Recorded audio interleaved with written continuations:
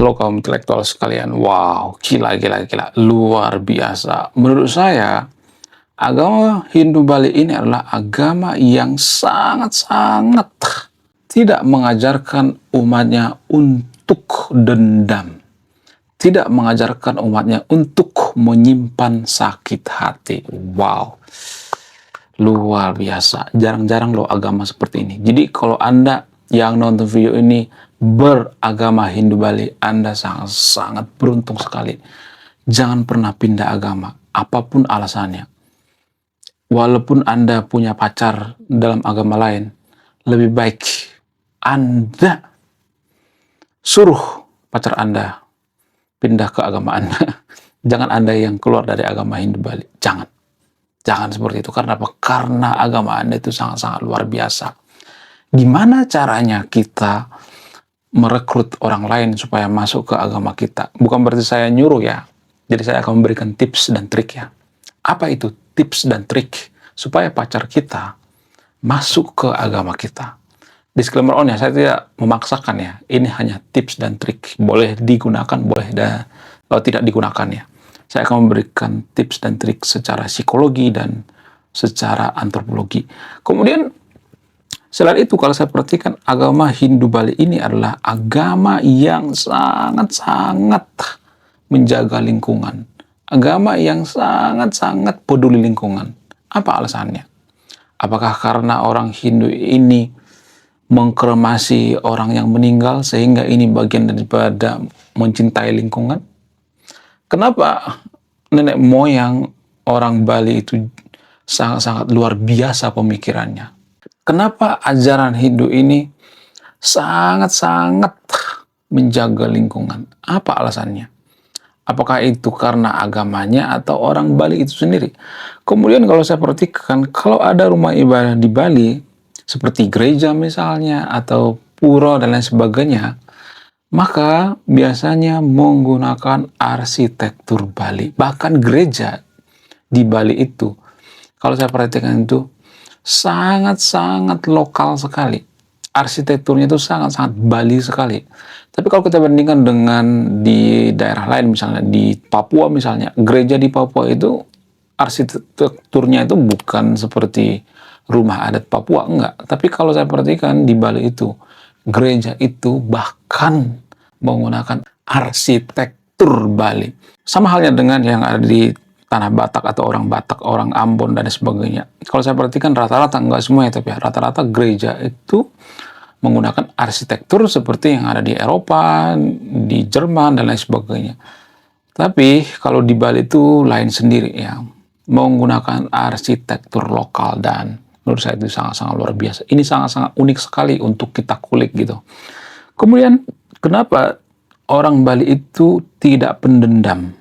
Kenapa ajaran Bali itu tidak mengajarkan dendam? Kenapa agama sebagus ini kita kata-katain agama kafir?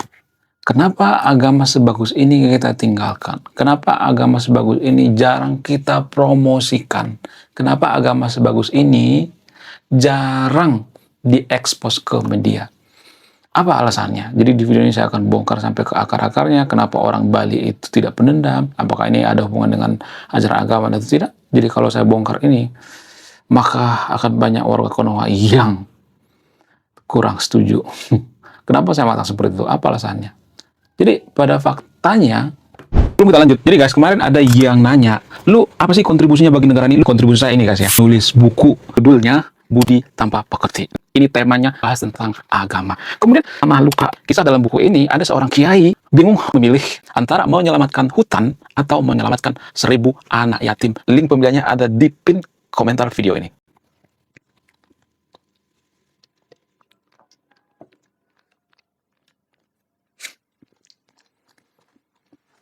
Tes. Salah satu alasan yang paling mempengaruhi kenapa saya mengatakan bahwa orang Bali dan ajaran agama Hindu Bali itu tidak mengajarkan dendam itu adalah pada saat kejadian bom Bali. Jadi Bali itu dibombardir 2 kali guys, tahun 2022 sampai tahun 2025 ya, dibombardir guys. Wow, luar biasa. Nah, yang jadi pertanyaan, kenapa bisa seperti itu? Kenapa ada orang yang tega menghancurkan Bali saat itu? Dan kalau saya perhatikan orang Bali itu sampai sekarang nggak ada tuh yang dendam, nggak ada. Nggak ada menyimpan sakit hati gitu. Ini ajaran yang sangat luar biasa, guys. Jarang-jarang loh ajaran seperti ini. Ya makanya kalau Anda beragama Hindu Bali, please jangan pernah pindah agama. Walaupun Anda menikah dengan yang beda agama, jangan pernah pindah. Karena agama Anda itu sangat-sangat luar biasa. Agama yang sangat-sangat tua sekali. Jadi kalau agama itu sudah bertahan sampai ribuan tahun, puluhan ribu tahun, itu artinya agama ini sudah teruji oleh waktu gitu. Jadi lebih baik kita fokus pada agama kita yang sudah teruji oleh waktu, yang mencintai alam, ya, yang memberikan kebaikan-kebaikan dan lain sebagainya. Jadi itu salah satu bukti kuat gitu ya. Kenapa saya mengatakan orang Bali itu tidak pendendam. Mereka nggak dendam kok sama yang melakukan bom Bali. Bahkan mereka memaafkan. Wow, luar biasa. Ya, mirip-mirip seperti ajaran agama Kristen. Kasihilah musuhmu. Jangan pernah membenci musuhmu. Wow. Gila, gila, gila. Kita harus mengapresiasi ya. Sangat-sangat luar biasa. Nah, bagaimana dengan pandangan orang luar gitu ya? Kenapa ada bom Bali? Kenapa ada orang yang nekat membom Bali? Apa alasannya? Salah satu alasan yang paling masuk akal itu karena mereka menganggap bahwa orang-orang bule itu adalah orang-orang kafir. Orang-orang yang tidak percaya dengan Tuhan, orang-orang yang ingkar dengan Tuhan dan lain sebagainya. Padahal kan agama itu kan keyakinan ya. Kalau kita meyakini bahwa orang lain itu kafir, kita meyakini bahwa agama kita yang paling benar, itu kan sama-sama keyakinan juga kan? Kenapa di Konoha itu kita menganggap bahwa keyakinan kita yang paling benar, keyakinan yang paling suci, keyakinan yang paling wow, sehingga kita membombardir umat lain gitu? Kenapa? Ini kesalahan dalam berpikir menurut saya pribadi. Keyakinan itu artinya kita percaya, walaupun keyakinan kita itu belum terbukti secara ilmiah, belum terbukti secara empiris. Jadi kita tidak bisa memaksakan keyakinan kita terhadap orang lain. Kenapa? Karena masih kurang bukti gitu. Tapi pada intinya selagi agama itu mengajarkan kebaikan, selagi agama itu mengajarkan yang namanya tidak dendam, itu sangat bagus sekali. Jadi kalau ada ajaran agama tertentu di Konoha misalnya, ini hanya di Konoha ya, membunuh orang lain gitu ya, karena menganggap bahwa keyakinan yang paling benar, keyakinan yang paling suci dan sebagainya, ya pasti banyak orang yang nggak suka dong ya kan. Jadi kalau ada umat tertentu atau sekelompok orang tertentu fobia terhadap agama kita, harusnya kita introspeksi diri. Ya, bukan menyalahkan orang lain, bukan menyalahkan orang yang fobia gitu. Kita harus introspeksi diri gitu ya.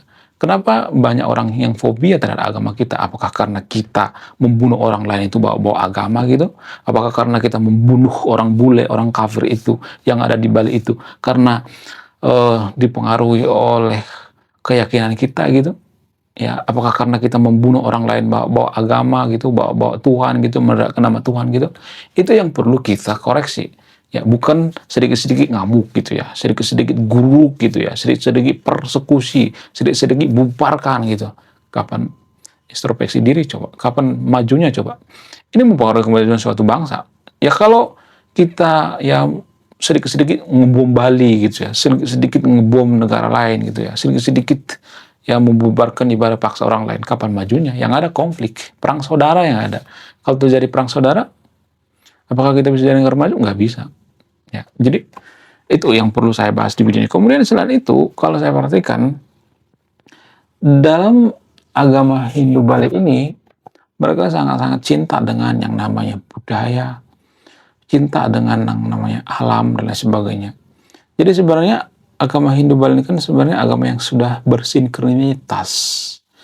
Jadi, disclaimer awalnya saya tidak mengatakan semua orang Bali berpikir seperti ini ya. Kalau ada agama dari luar misalnya, dari India, dari mana-mana, dari Timur Tengah, dari Afrika dan sebagainya, maka kalau agama ini diterima, harusnya bersinkronitas. Artinya gini, menyesuaikan diri dengan lingkungan, bukan mengganti agama lokal, bukan mengganti budaya lokal. Sementara agama Hindu Bali ini ya, ketika disebarkan dari India tidak mengganti agama lokal, bersinkronitas, kawin gitu, menyatu, menyesuaikan diri dengan lingkungan. Karena sebagian orang menganggap bahwa agama dari luar itu adalah pendatang gitu, ya, tamu gitu. Jadi bayangkan kalau ada tamu ya, tiba-tiba tamu itu menguasai gitu ya, mengusir tuan rumah gitu, mengganti tuan rumah. Kan durhaka itu namanya. Itu jarang kita sadari guys. Hanya level spiritualis tertinggi lah yang memahami ini. Kalau level agamanya masih kekanak-kanakan gitu ya, masih level 1, level 2, newbie gitu, ya mereka akan sibuk dengan hal-hal yang di luar-luar agama itu sendiri, ya kulit-kulit agama itu sendiri. Jadi esensi daripada agama itu menyatukan hal-hal spiritual, tapi spiritualnya ini bagus gitu ya. Agama lokal juga kan spiritualnya bagus ya. Agama Hindu India juga bagus ya, sehingga menyatu gitu. Ya, jadi agama Hindu Bali kan ada banyak penyatuan-penyatuan keyakinan ya. Belum lagi agama Majapahit gitu ya. Jadi kalau orang Bali Indo misalnya nih bikin semacam sesajen gitu, apa segala macam, apakah itu menyembah berhala? Enggak. Jadi jangan memusrikan gitu. Ya itu bukan menyembah berhala guys.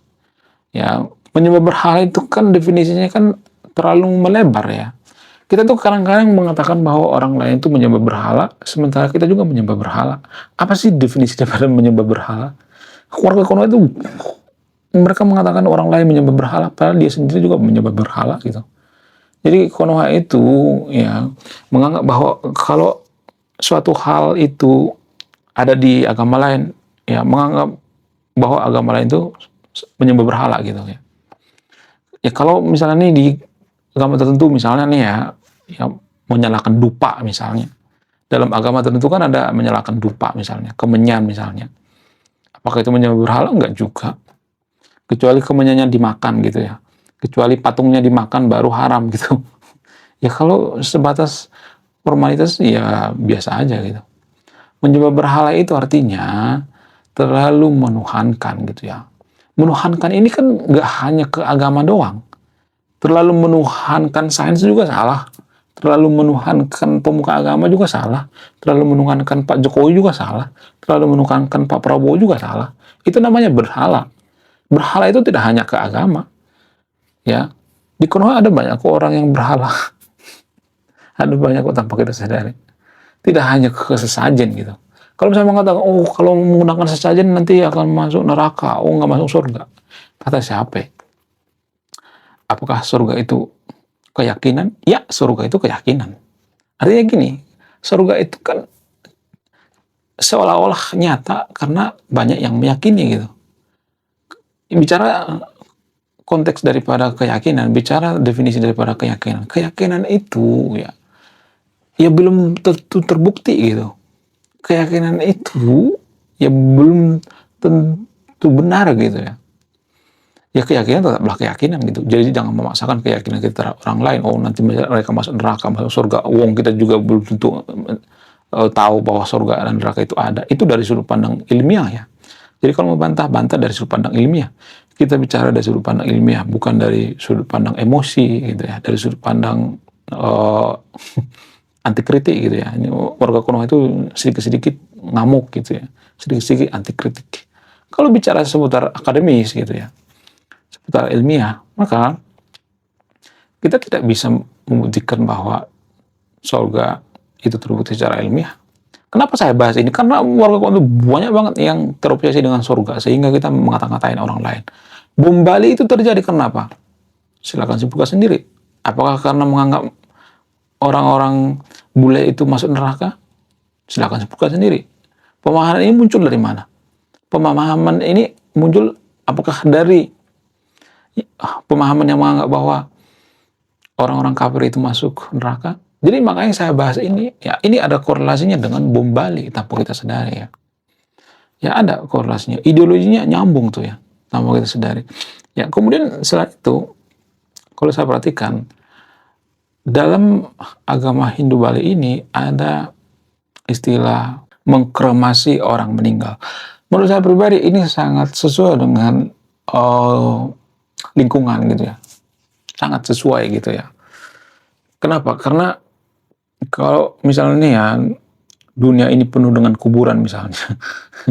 Bayangkan ya, misalnya 1000 tahun lagi atau 2000 tahun lagi, ya, dunia ini penuh dengan kuburan gitu. Apakah itu mengganggu? Ya, mengganggu. Yang pertama itu air. Air itu bisa terkontaminasi, guys.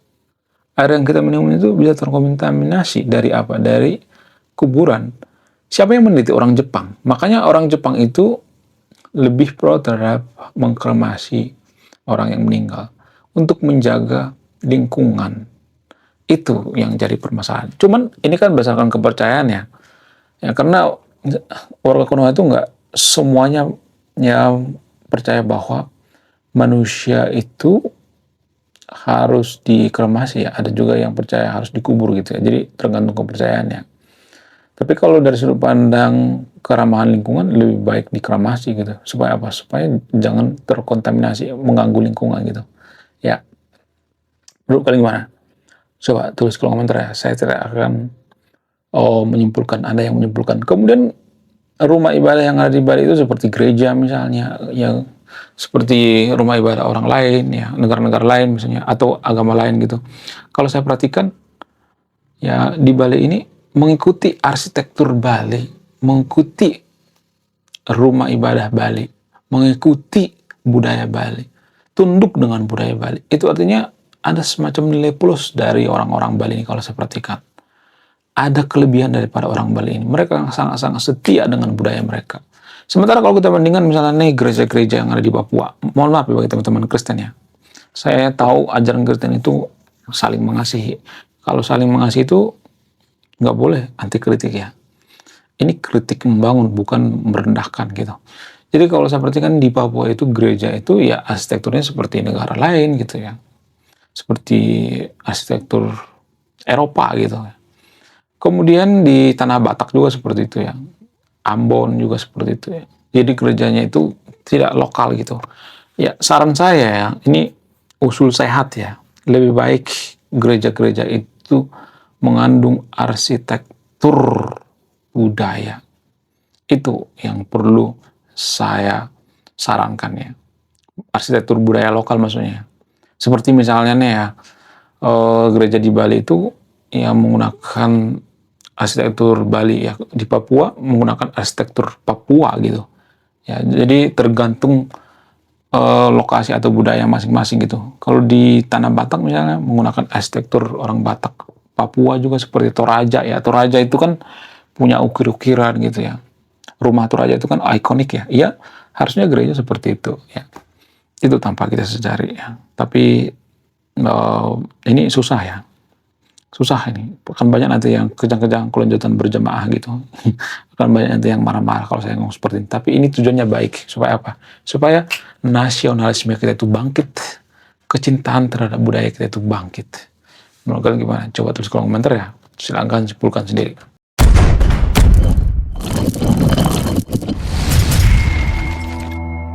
Oke guys.